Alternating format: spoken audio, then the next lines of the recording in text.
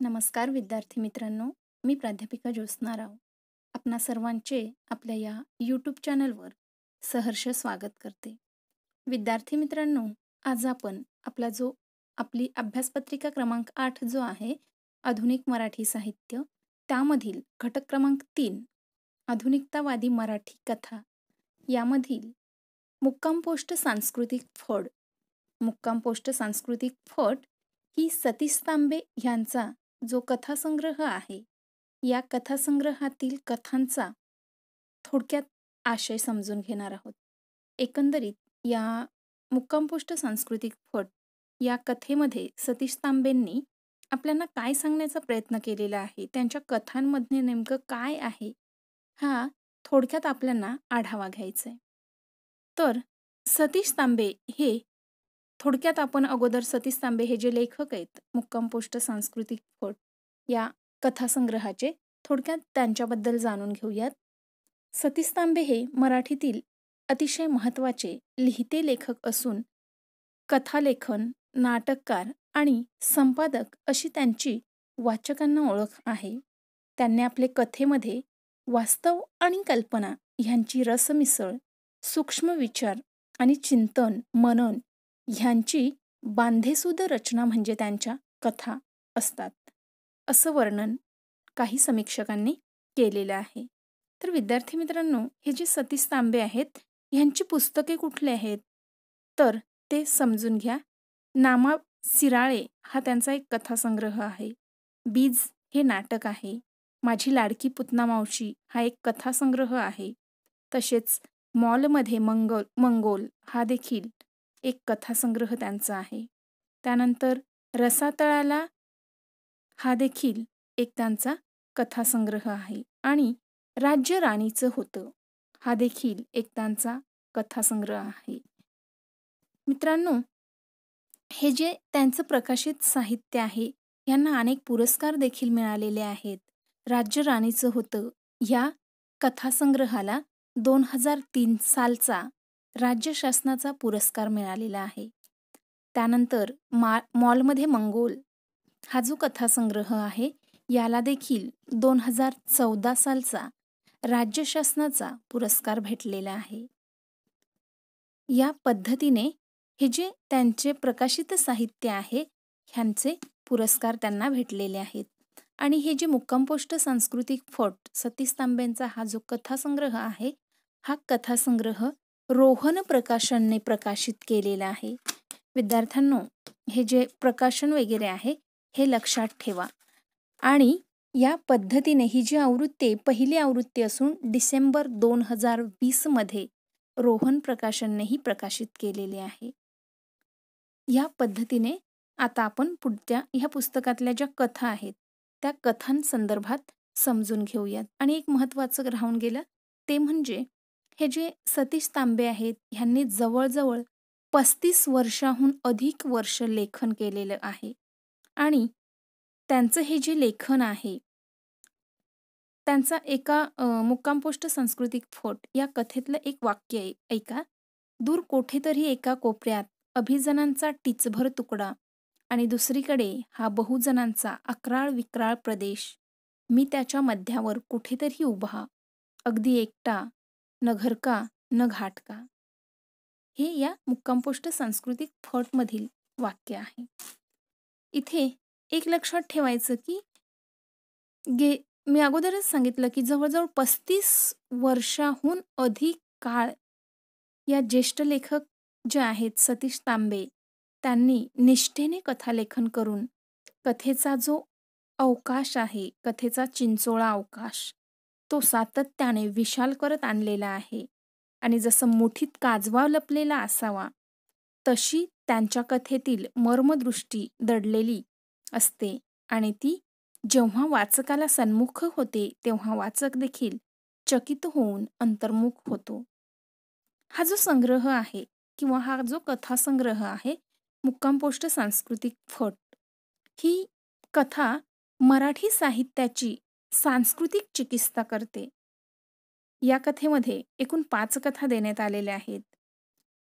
यत्र तत्र सावत्र ही जी कथा आहे, ही जमिनीच्या रूपकातून तयार झालेली आहे.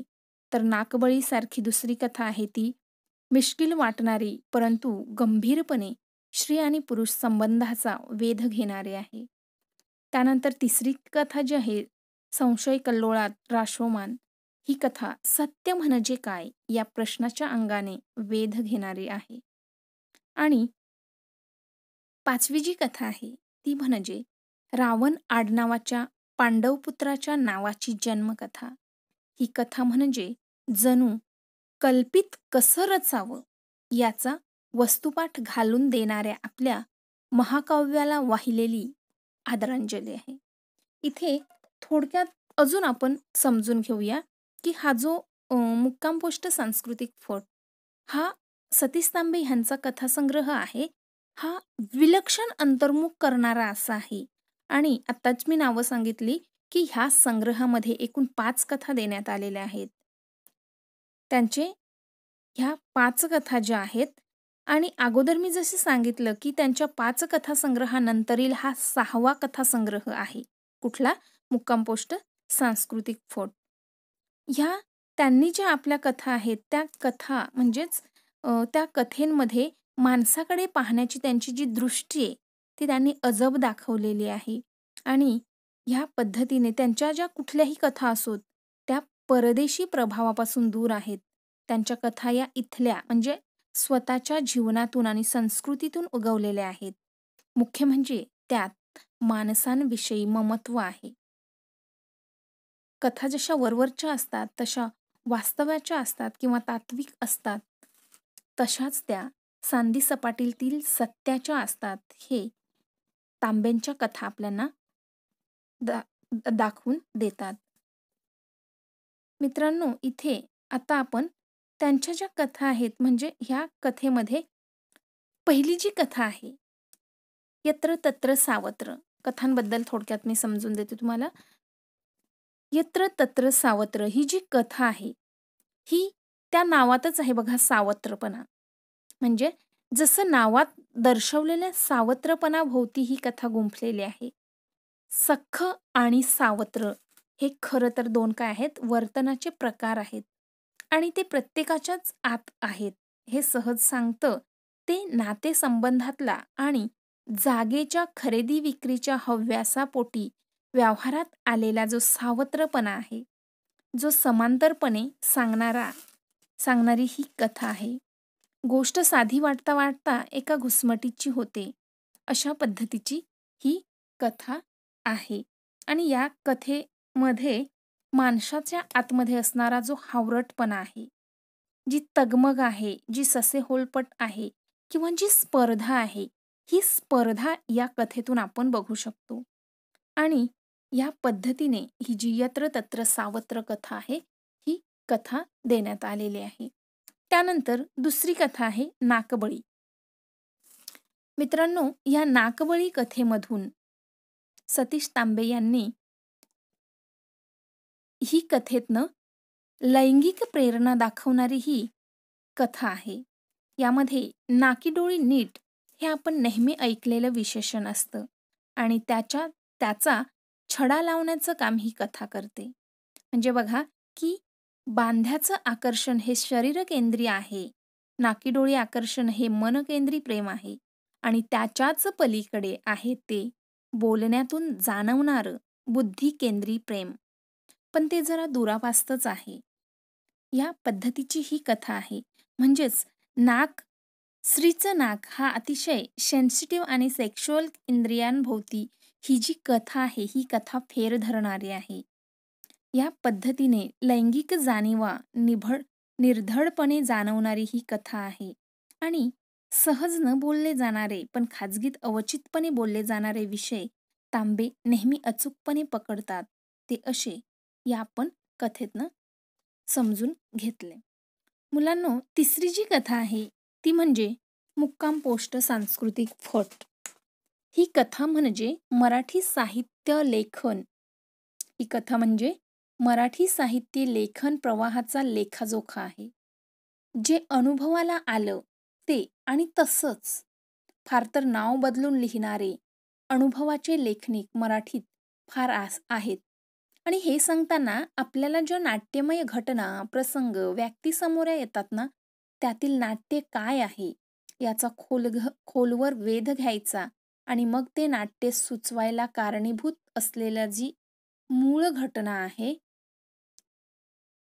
ह्या घटनेचा म्हणजे जेव्हा नवीन गोष्ट रचायची असते, कथानक घडवायचं असतं, तर अशा रचलेल्या कथानकाला आपण काय म्हणतो किंवा लेखक मार्तंड ह्या कथेचा जो नायक आहे मार्तंड, तो स्वतःची अभिजन आणि बहुजन साहित्याकडून झालेली फसगत कशी होते, हे सांगतो. आणि या पद्धतीने या दोन्ही म्हणजेच लेखक आणि कथेचा नायक ह्या दोघांनी लेखनाशी फारकत घेत सांस्कृतिक फटीत दडून तो राहू इच्छितो. आणि ह्या पद्धतीने ही कथा आहे. चौथी जी कथा आहे ती म्हणजे संशय कल्लोळात राशोमान. संशय कल्लोळ, राशोमान आणि 7 आंधळे व हत्ती हा दृष्टांतपाठ यातील सत्य नावाच्या गोष्टीतील संभ्रम काय आहे याचा वेध घेणारी ही कथा आहे. तुम्ही कुणाच्या अध्यात्मध्यात पडा वा न पडा, समाज ही एक अशी व्यवस्था आहे की तुम्ही कुणाच्या तरी रोषाचे बळी ठरू शकतात आणि बऱ्याचदा ते तर आपल्यालाही कळत नाही. अशा पद्धतीची ही कथा आहे. त्यानंतर या कथेतील 5वी जी कथा आहे ती म्हणजे रावण आडनावाच्या पांडवपुत्राच्या नावाची जन्मकथा. ही अतिशय भन्नाट अशी कथा आहे.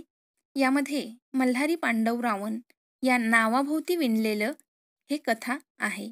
नावात काय असतं यापेक्षा नावात काय काय असतं याचा अचाट शोध घेणारी ही कथा एखाद्या अनपेक्षित वळण घेणाऱ्या मिथक कथेसारखं रूप धारण करते. यातली माणसं झपाटल्यासारखी बोलकी होतात आणि त्यांच्या जगण्यातील दर्शन ती घडवतात. जगण्याचा नवा प्रयोग करायला निघालेली ही जी बाई माणसं आहेत, ही बाई माणसं या कथेचे नायक आहेत. आणि या प्रयोगातूनच त्यांच्या पदरी नेमकं कुठलं फळ किंवा प्रसाद पडतो हे वाचून अनुभवायचं असतं. हे या त्यांच्या सतीस्तांबेंच्या कथेमध्ये 5व्या कथेमध्ये आलेलं आहे. आणि मित्रांनो, ह्या जो कथासंग्रह आहे म्हणजेच मुक्कामपोस्ट सांस्कृतिक फट, ह्या कथासंग्रहामध्ये सतीश तांबेंनी या पद्धतीच्या कथा काय केलेल्या आहेत, आपणास उपलब्ध करून दिलेल्या आहेत. अशा प्रकारचा हा जो मुक्कामपोस्ट सांस्कृतिक फट हा जो कथासंग्रह आहे त्याच्यातील कथांबद्दल आपण थोडक्यात समजून घेतलेलं आहे. मित्रांनो, व्हिडिओ आवडल्यास नक्की लाईक, शेअर आणि कमेंट्स करायला विसरू नका. धन्यवाद.